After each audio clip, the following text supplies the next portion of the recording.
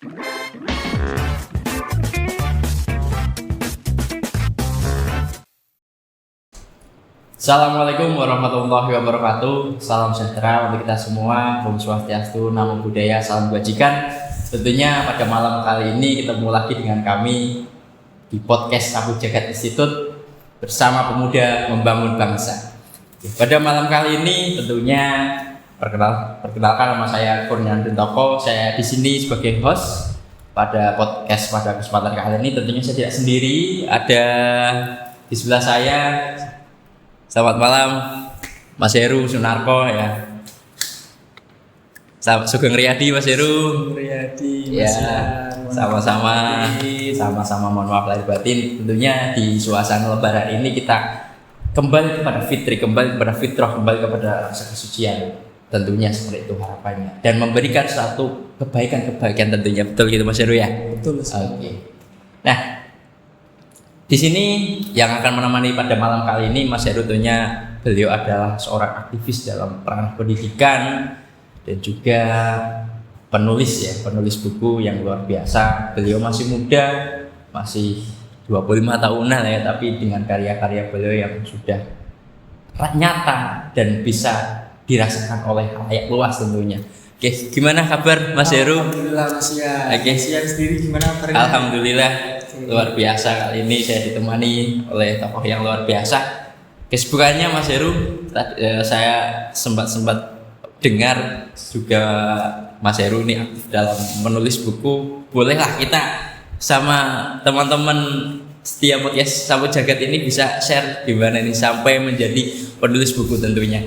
Oke, jadi aktivitas sekarang sih lebih ke berkarya Mas ya. Salah satunya saya mencoba memberikan sebuah warna dalam hidup saya, yaitu dalam hal ini membuat buku karya saya ini. Ini sebenarnya karya yang tidak disengaja ataupun tidak diinginkan oleh saya ya, karena ada beberapa teman juga yang menyarankan untuk dibuka. Jadi buku ini buku pertama saya.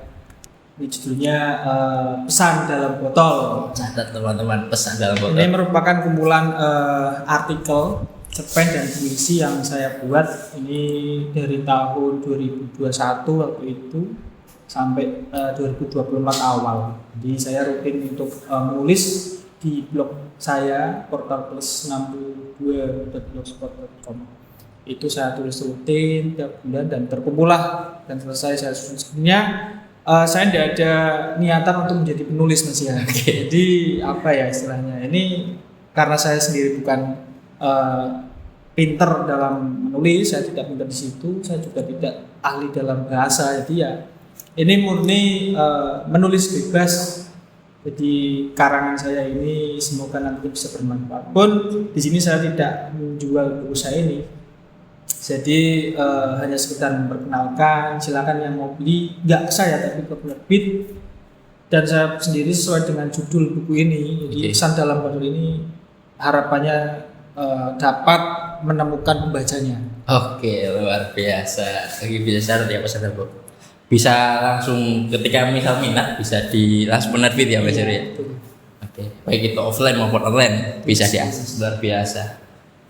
Untuk seorang pemuda yang menjadi garda depan bangsa, memberikan suatu karya ini suatu luar biasa. Terbiar buku, apalagi kita juga menjadi background mahasiswa adalah tentunya harus melek terhadap pembacaan dan intelektualitas seperti itu ya. Terus.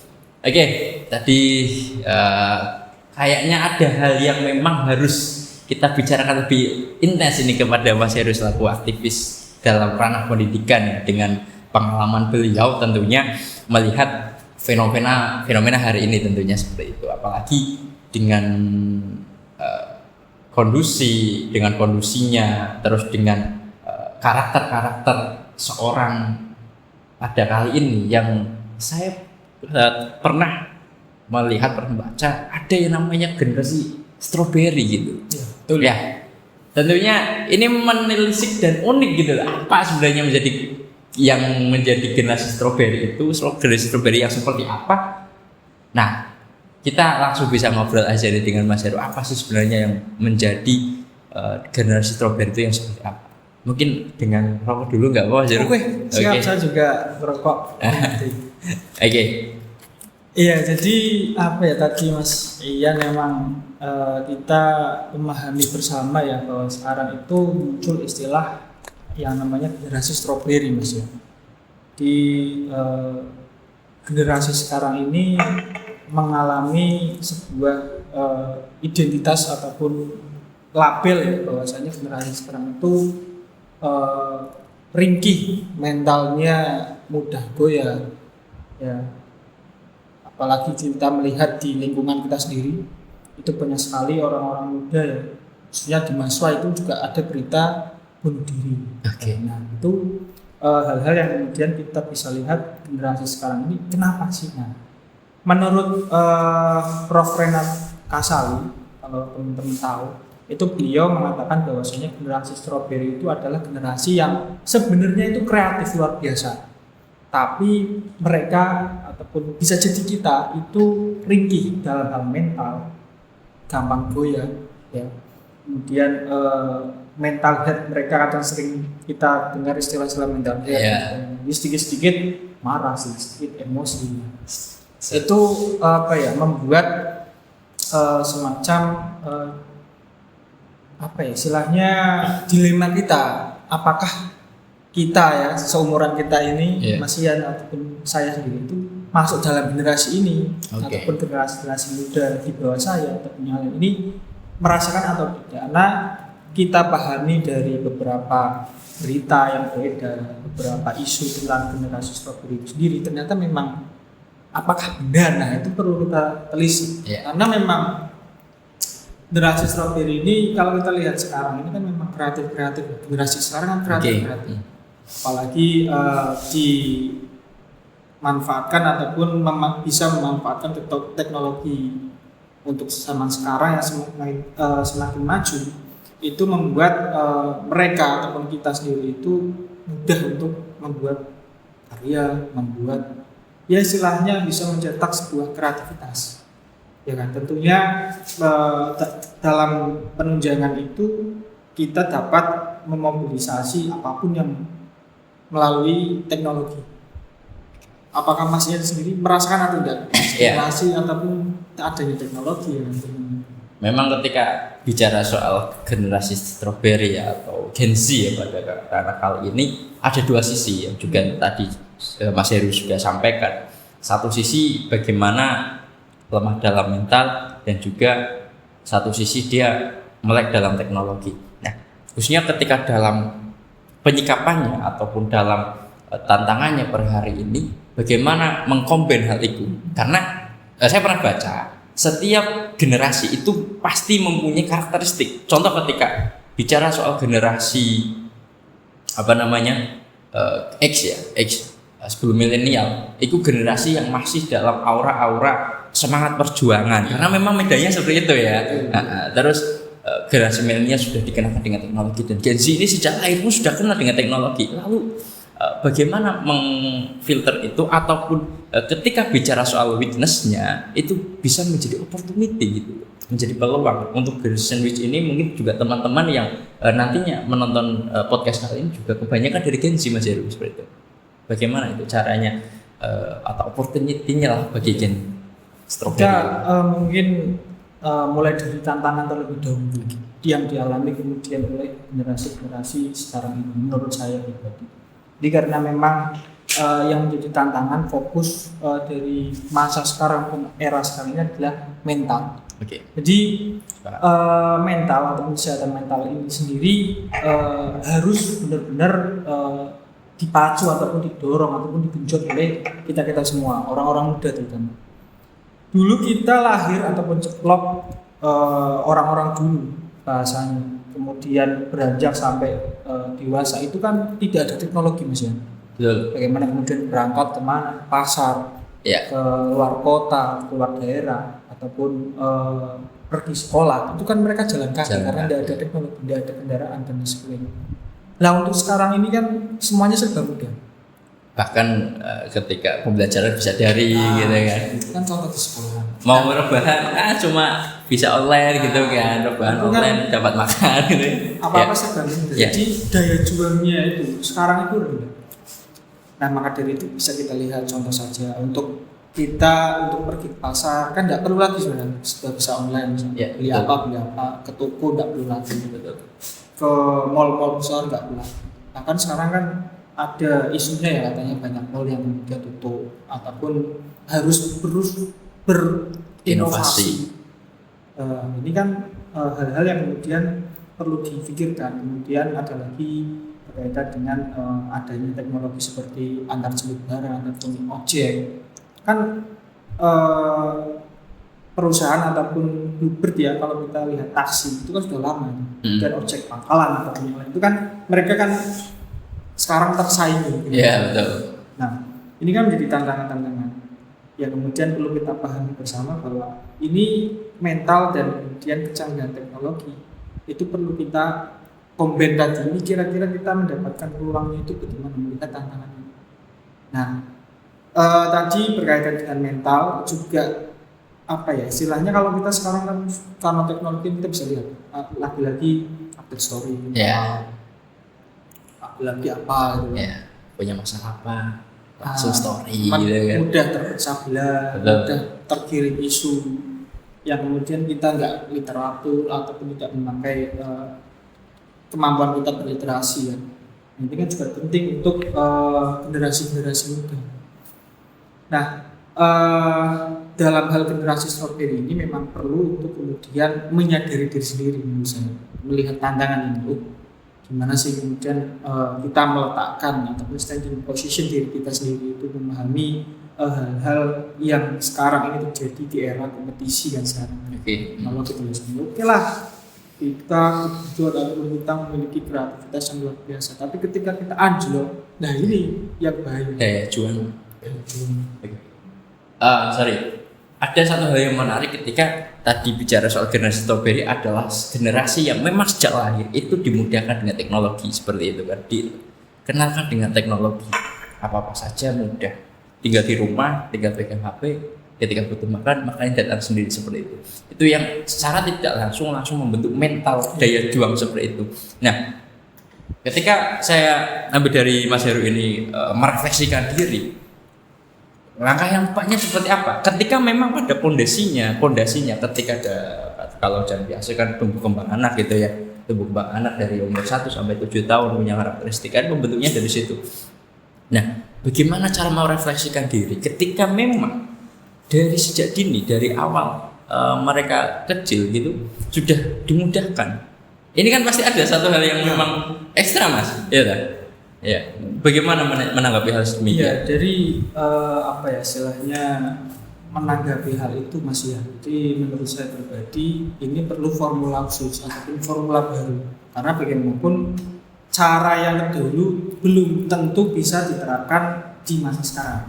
Ataukah mungkin ada sisi baiknya ataupun buruknya terkait dengan edukasi ataupun pembinaan terkait dengan anak-anak ataupun generasi-generasi yang masih usia anak-anak itu. Nah, ini proses yang kemudian kalau kita pelajari ada di dalam teori pendidikan ataupun kita kenal ada pendidikan keluarga, pendidikan formal itu sendiri, pendidikan informal, ada pendidikan di lingkungan masyarakat ataupun tempat kerja.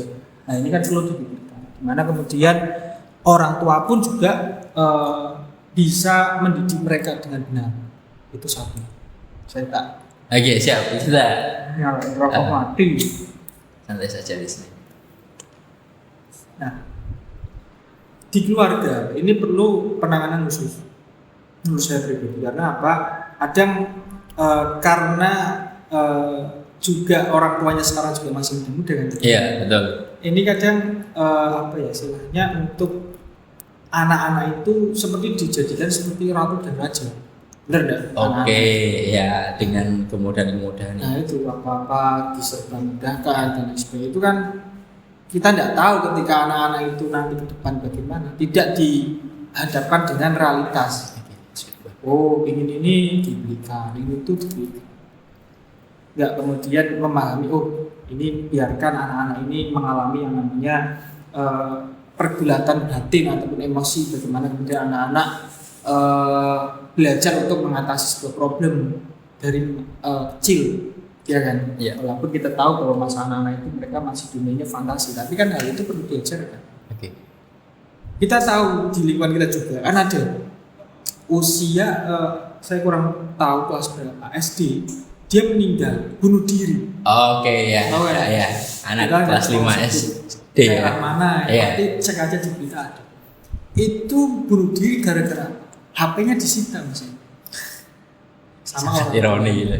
Dia sampai berani sebegitunya. Ini kan hal-hal yang kemudian perlu kita atasi. Ada masalah apa di pendidikan kita? Kita kan nggak apa ya istilahnya, tidak bisa memungkiri bahwa bidang pendidikan ini kan berpengaruh. Betul. Pendidikan keluarga. Nah, di pendidikan formalnya juga bagaimana? Mungkin dari usia dari pendidikan PAUD, TK sampai ke SMA mungkin bisa dikatakan kuliah kan harusnya sudah ideal ya, berpikir sudah punya tanggung jawab. Nah, ini kan harus ditata lah istilahnya. Ini gimana kemudian pendidikan harus membidani ataupun kurikulum ataupun sistem yang ada di sekolahan memahami sebuah masa ataupun problem masa sekarang yang kemudian berbeda dari masa lalu. Ya, artinya di sini yang saya tangkap adalah bagaimana parenting ini sangat menjadi kunci. Pendidikan dalam keluarga ini menjadi kunci agar mental yang terbentuk sejak pada grassroots atau sejak pada anak-anak ini terbentuk dengan seiringnya penyikapan teknologi ya, penyikapan teknologi. Saya pernah ada bicara tadi masih dalam parenting ya. Kalau ada ungkapan orang tua ini, karena juga tadi menarik, ada yang menarik di Mas Heru adalah anak-anak ini diposisikan sebagai raja dan ratu. Ini kan hal yang menarik gitu loh. Karena ada anggapan gini Mas Heru, orang tua itu, anak saya bagaimanapun harus lebih baik dari saya. Jangan sampai merasa atau jangan sampai dia lebih susah dari saya. Nah, ketika ada anggapan tersebut seperti apa? Ketika hari ini sedangkan parenting, pembentukan kita keluarga itu penting. Ketika memang ada satu stigma atau mindset yang masih terbangun dalam parenting itu, penyikapannya seperti apa pada generasi ini? Yang juga perlu kita bersama-sama garis bawahi adalah pola pendidikan yang dibangun di tingkatan keluarga ya, kita berbicara tingkatan keluarga. Itu pasti orang tua punya bahasanya mungkin pemikirannya sendiri, mungkin dia belajar dari mana. Kita kan tidak bisa menyalahkan. Betul. Cuman bagaimana kemudian kita harus memahami. Kita tidak masa sekarang yang dipikirkan, tapi masa depan juga perlu dipikirkan kan. Pastinya. Walaupun kita tidak tahu masa depan bagaimana, paling tidak akan kita menata, ya kan. Nah, itu kan yang pasti dilakukan oleh orang tua. Oh, nanti anak saya mau jadi saya seperti ini, meneruskan saya lah dan sebagainya. Nah, ini yang kemudian menjadi cita-cita yang umumnya mungkin dicita-citakan oleh para orang tua kan pasti. Nah, ini kan menjadi apa ya, istilahnya sebagai penerusnya nanti, harapannya pasti orang tua kan sukses. Ya, betul. Ya. Nah, ini kan juga banyak istilahnya apa ya, yang kemudian menjadikan dalam proses perkembangannya para anak-anak ini menjadi nantinya itu lebih kepada berkompetisi. Iya kan?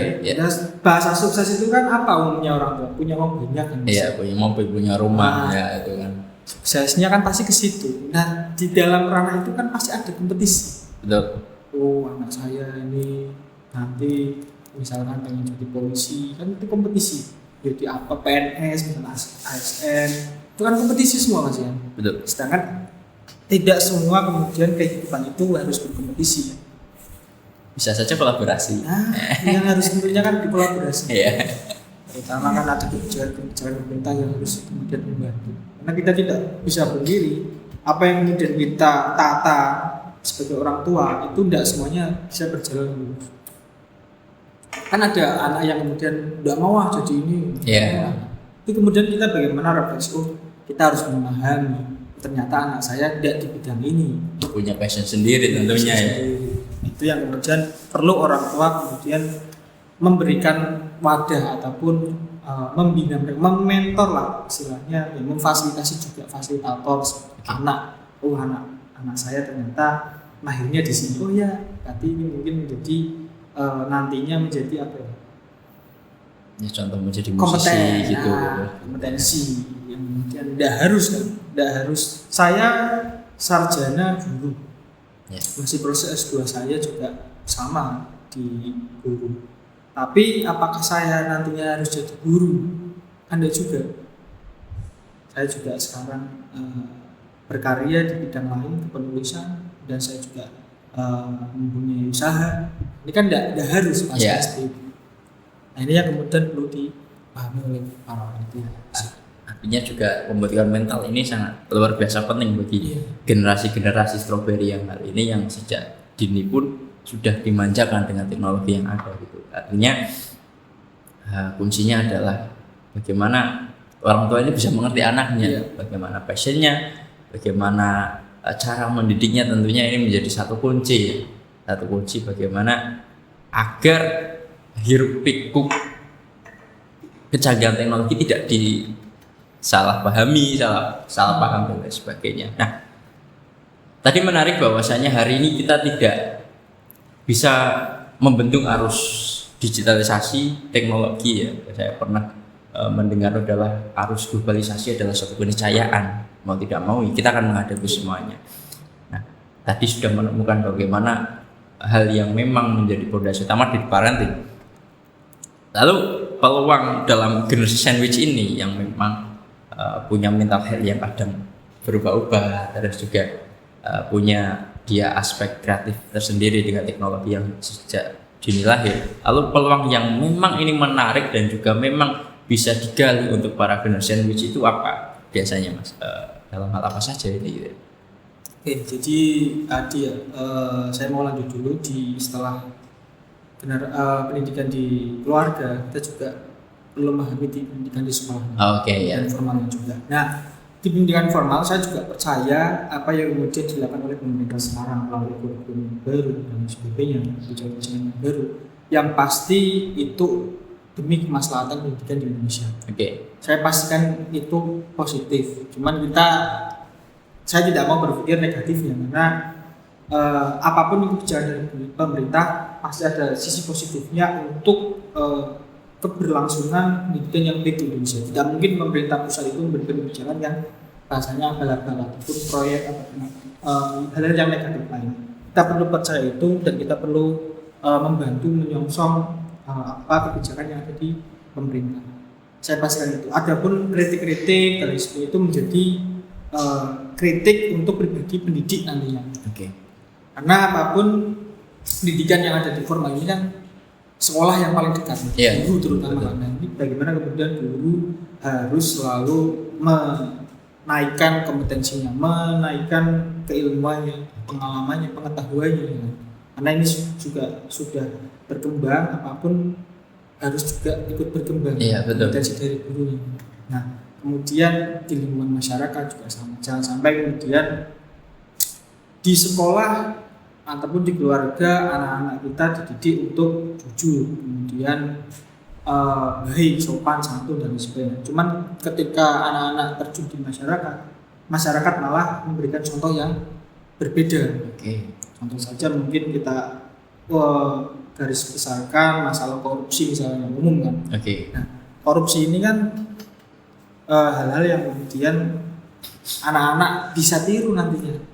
Ya kan? Kita diajarin itu tidak korupsi itu kotor, korupsi itu tidak baik. Tapi kenyataannya di lapangan diajarkan seperti itu kan jomplang itu harus bersinergi antara komponen-komponen pendidikan itu. Nah, berbicara peluang untuk sekarang ini, ya ini kan kita di era yang kemudian serba mudah. Nah, bagaimana kemudian memanfaatkan teknologi yang ada, kreativitas yang ada. Pikiran yang sekarang ini kan kreativitas anak-anak luar biasa inovasi mereka. Nah, ini bisa menempatkan ke hal-hal yang positif. Jangan kemudian memanfaatkan teknologi untuk hal-hal yang tidak, ya contohnya mungkin menjadi base apapun yang sebagainya. kemudian memanfaatkan teknologi untuk hacker, Iya. ya, hacker dan sebagainya. Jangan sampai hal ini yang memang masih marak atau pornografi terus hoax dan lain sebagainya ini kan sangat riskan Mas Heru. Itu jangan sampai terjerumus ke hal-hal yang seperti itu, membuat akun-akun fake.